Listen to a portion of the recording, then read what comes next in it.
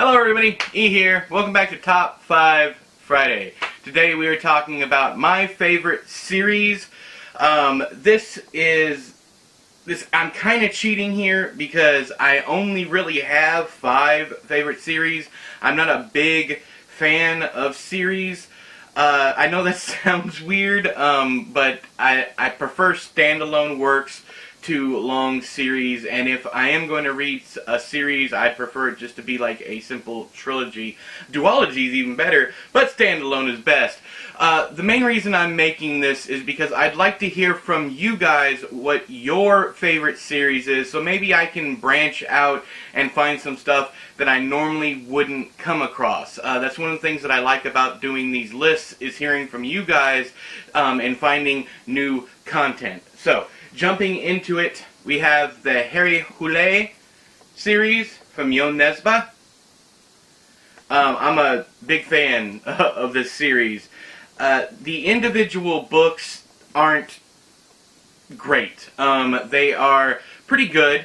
The stories and the plot, they're fine. That's not the reason why I read these books. I read these books for the characters. It's a running theme on this channel. It's a running theme for me. I am a big fan of unique characters that I can either love, hate, or both. I also like morally gray area characters. And this series is full of that. So not so much the stories or the plot or anything like that. They're fine, but usually I tend to give these books, anywhere from 3 to 4 stars.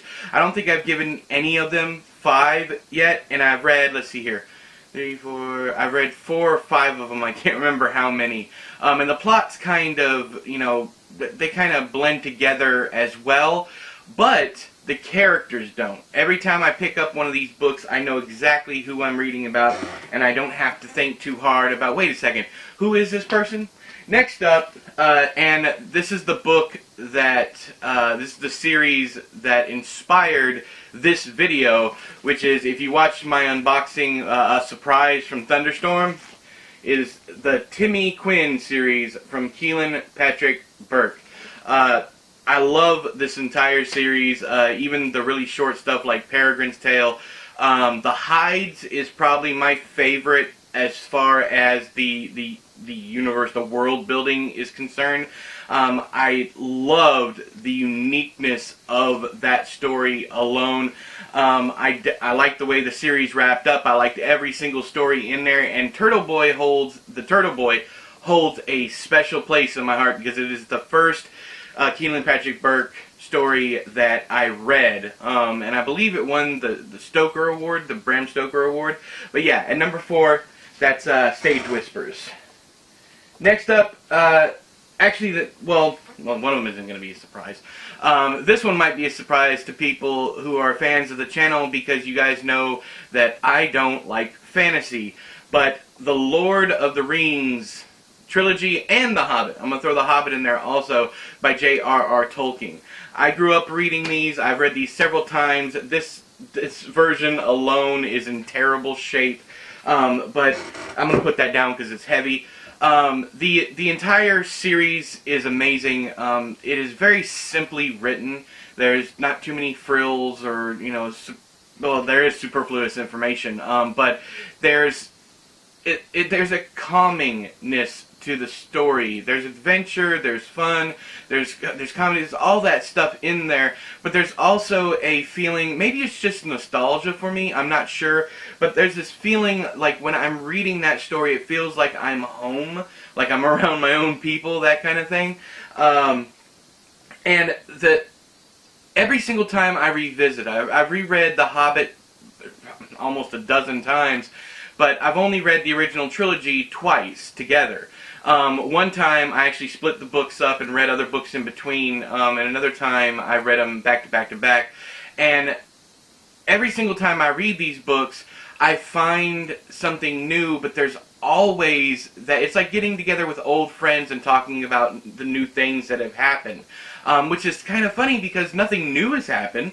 It's just I am seeing new things as I get older, and I'll probably end up rereading these here in the next year or so, just because I'm such a big fan. I love the original, not the original. I love Peter Jackson's Lord of the Rings trilogy. I didn't care for The Hobbit at all. Not because it deviated so much or that they stretched it out. It's just really, really bad filmmaking. And it wasn't up to Jackson's normal quality.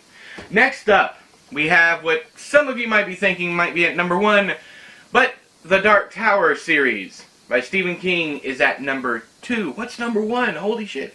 Yeah, this one, my favorite character in here in the series is Eddie Dean. It's a terrific storyline.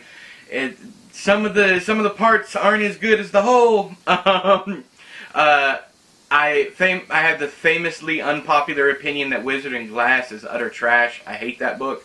I also can't stand Song of Susanna.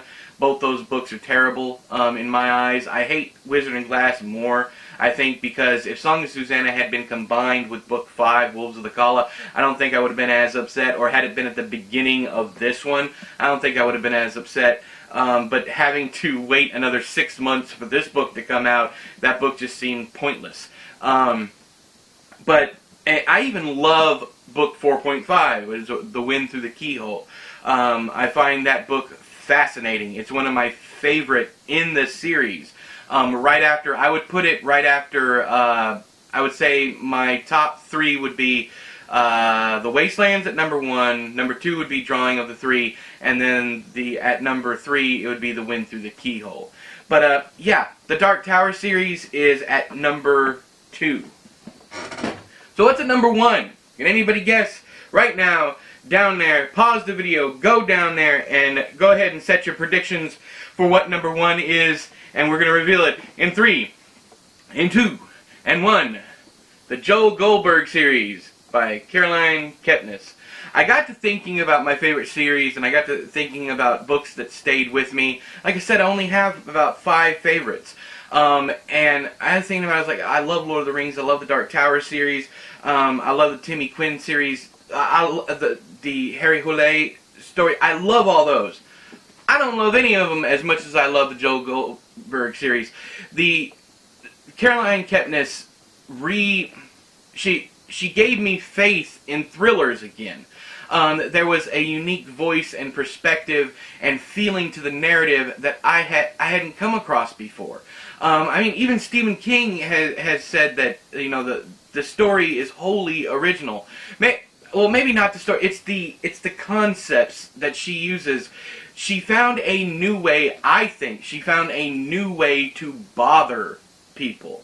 You have this entirely likable psychopath, almost on par with like Dexter. But I think that Kepnes is a better author than Jeff Lindsay. That's my opinion. I think that those themes were so well done, much better done than Lindsay did with Dexter, or any number of stories like this where you root for the bad guy. And let's not you cannot say that Joel Goldberg is a redeemable character. He does some terrible shit throughout the 2 books, and we're getting a third.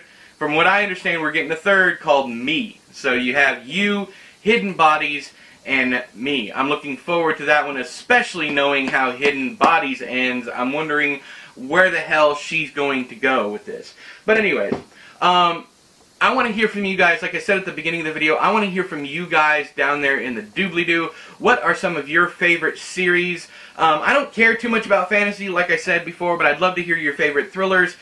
Even if you want to tell me your favorite fantasies, that's fine, because you guys can talk back and forth about your favorite fantasy down there in the... I don't have to be part of that conversation, is what I'm getting at. So let me know your favorite series down there in the doobly-doo. Give me all of the recommendations. But until next time, I have been E, you have been you. This has been another Top 5 Friday. I'll talk to you guys later. Bye-bye! The entire time... Ooh, Lord. The entire time that video was going, I had a mosquito eating on my leg meat.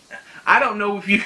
I don't know if you guys noticed or not, but it was driving me batshit crazy. God, I hate the South in the summer.